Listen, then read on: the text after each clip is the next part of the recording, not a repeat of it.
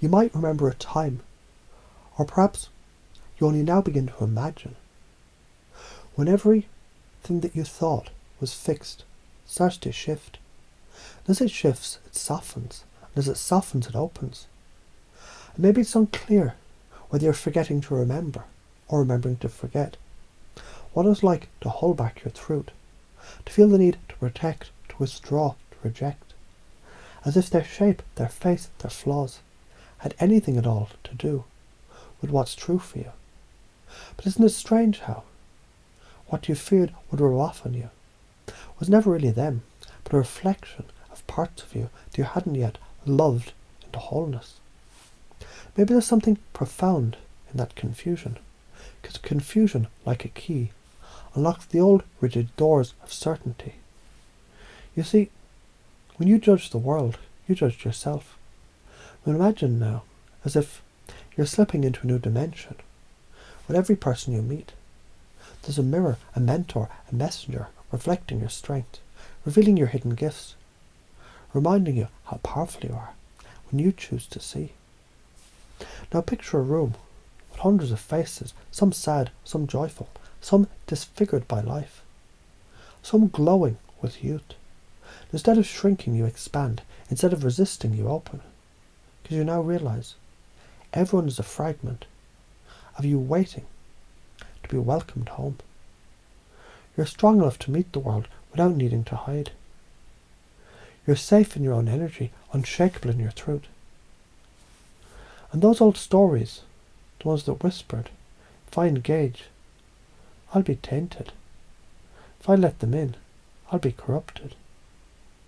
You can thank them for protecting you when you didn't yet know the strength that now lives in you.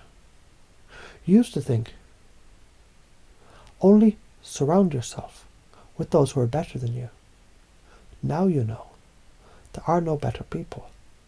There are only reflections, different lessons, different forms of light. Maybe you've noticed when you feared being less than, you denied your greatness. When you thought you were more than, you lost your grace. Now you begin to integrate, to live in a world where compassion becomes your power, acceptance becomes your sword, truth becomes your shield. And you find yourself naturally loving the unloved, welcoming the judged, honouring the overlooked. Not because you need to save them, because you've already saved yourself. So take this moment and install a truth so deep it echoes through timelines. I'm safe to be myself. I'm strong enough to stand my ground. I see the potential in every human being. I choose love, I choose power, I choose presence. And isn't it interesting how, when you stop resisting what you feared, you reclaim the parts of you forgot were divine? They used to say, people's energy rubs off on you. But you now say, I influence the field. My energy is the strongest frame. As you radiate that certainty, others rise to match it. You walk into rooms now, not to judge, but to inspire. You connect, not to confirm, but to awaken. Because now, you've become the pattern interrupt. You've become the transformative presence. You've become the embodiment of everything that you once avoided. You've become free.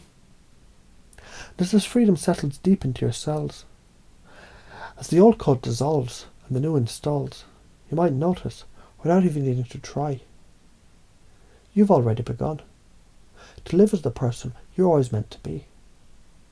Not above others, not beneath them, but beside them, grounded, clear, open-hearted and unstoppable. And from this moment on, every breath is a signal to your unconscious to activate these truths deeper, wider, stronger, until they're not thoughts anymore, but identity, because this is who you are.